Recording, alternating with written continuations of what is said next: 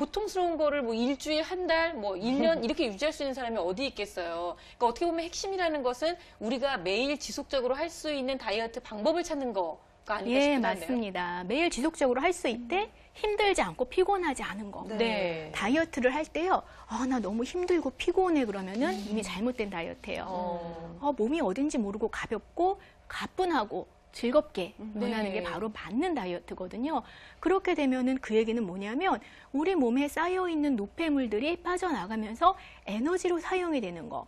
다시 말하면 몸에 여기저기 쌓여있는 습담들이 제대로 기화작용을 통해 가지고 우리 몸에 올바른 대사를 할 수 있는 몸으로 만드는 거예요. 네. 그런 의미에서 우리 몸의 올바른 체형도 굉장히 중요한 역할을 하는데 이제 오늘 체형 쪽을 좀 말씀드리려고 하는데요. 네. 체형이 올바르게 잡혀 있으면 그만큼 대사 효율 높아지는 몸이 되게 되고 그런 체형에 있어가지고 굉장히 중요한 역할을 하는 게 바로 속근육입니다. 네. 그러니까 아까 조민희 씨가 처음에 그러셨잖아요. 네. 코어 운동을 하고 나니까 너무 고통스럽지 않고 힘들지 않고 개운하고 몸이 굉장히 상쾌해졌다. 개운했다라고 네네네. 얘기를 하셨는데 결국은 코어 운동이 우리가 지금 찾고 있던 어떻게 보면 다이어트의 정답일지도 모르겠다는 생각이 들거든요. 예. 그렇다면 우리 코어 운동에 대해서 지난 시간에 이어서 잠깐 간단하게 좀 설명을 좀 다시 해주세요. 예, 코어라는 개념은 지난 시간에도 제가 잠깐 언급을 해드렸는데요. 우리 몸의 안쪽에 있어가지고 뼈와 관절을 잡아주는 근육들이에요. 그러니까 당연히 코어 근육들이 제 역할을 한다 그러면은 우리 몸은 체형이 굉장히 올바라지겠죠. 네. 그래서 보통 같은 체중 계상의 체중이라 그래도 어떤 사람은 체중이 덜 나가 보이고 어떤 사람은 많이 나가 보이고 하는 것들이 지방과 근육의 조화이기도 하지만 또 코어 근육이 어떻게 제 역할을 하고 있는가 하는 네. 것들도 굉장히 중요한 역할을 해요. 네. 이게 이제 한방에서 볼 때는요, 보통 경근의 개념에서 설명을 하는데요. 경근이라는 게 뭐냐면 서양의학에서는 근육을 하나하나 떼어서 보잖아요. 한방에서는 하나의 기능적인 연결 단위로 보고 있어요. 그래서 우리 몸의 안쪽에 있는 그런 경근들을 강화해가지고 올바로 몸을 잡아준다는 거는 또 밖에 있는 혈맥과의 서로의 소통을 도와줘서 음양의 균형이 잘 잡힌 몸을 만들어주는데도 바로 중심 역할을 하기도 하고 네. 그래서 코어 운동을 강화하면서 천천히 서서히 하는 운동을 진행을 하다 보면은 우리 몸은 점점 대사 효율이 높은 몸으로 바뀌게 되는 겁니다. 네, 오늘은 특별히 살이 찌기 쉬운 그런 체형별 코어 운동에 대해서도 좀 가르쳐 주신다고 하니까 오늘 방송 열심히 보시면서 내 체형은 어떤지, 나한테 맞춤형의 운동은 어떤 것들이 있는지 좀 배워보셨으면 좋겠습니다. 자, 큰 박수로 강의 청해 듣도록 하겠습니다. 오늘은 먼저 자세 유형에 따른 대표적인 4가지 비만 유형을 말씀드리고 시작을 하려고 그래요. 자, 우리의 체형들은 굉장히 다양하죠. 어떤 사람은 등을 구부정하고 있고 어떤 사람은 배를 내밀고 있고 굉장히 다양한 자세들을 하고 있는데요. 아까 말씀드렸던 것처럼요. 어떻게 코어 운동이 제 역할을 하느냐에 따라서 우리 몸은 올바로 똑바로 서 있을 수도 있지만 그냥 일상적으로 구부정하게 있을 수도 있어요.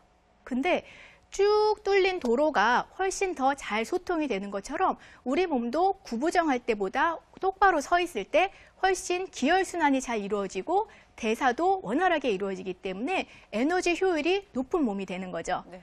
그래서 보통 우리가 코어 운동을 강화하면서 에너지 효율이 높은 몸을 만드는 거를 우리 몸을 팻 버닝 머신을 만든다라고까지 표현을 하거든요. 네. 예, 자, 팻 버닝 머신 말만 들어도 굉장히 설레는 단어죠. 먹는 게 다 에너지로 소모되는 몸이 된다. 예, 그래서 자세 유형에 따른 4가지 비만 체형을 보면은 이렇게 4가지로 나누어 볼 수 있는데요. 요거는 임상에서 환자분들을 보면서 이렇게 나눠서 치료를 하면 좀 더 효율적이겠구나 하면서 나눠본 건데요. 일단 거북이형, 캥거루형, 거미형, 개미형으로 지금 그림이 있는데 그림만 봐도 대략 보이시죠? 네네. 자, 먼저 거북이형이에요. 거북이형은 어떠냐면 특히 요즘에 젊은 세대에 굉장히 많고 저도 전형적인 거북이형이었다. 요즘에 조금 좋아지고 있지만 여전히 많이 구부정해요, 등이. 예.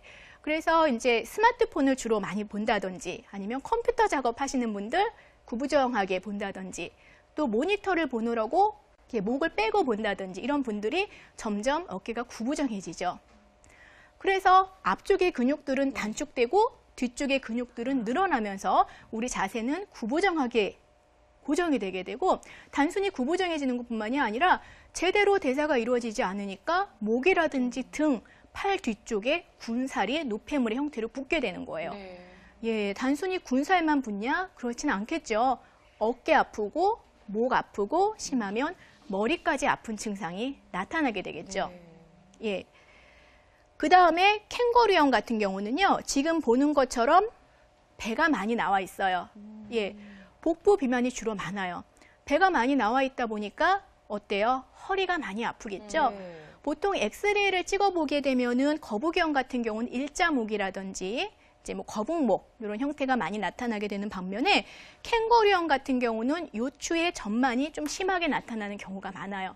허리가 앞으로 휜 정도가 좀 심해진 거죠. 그래서 요거를 이제 두 가지 방향으로 볼 수 있는데 먼저 허리가 앞으로 많이 내밀어져 있기 때문에 배에 살이 찌는 경우가 있을 수 있고 그거 말고 복부 비만이 먼저 나타났기 때문에 요추에 전만이 일어나는 그런 경우들도 있어요. 그래서 이런 체형 같은 경우는 보통 복부에 살이 많으면서 허리도 아프고 또 생리통,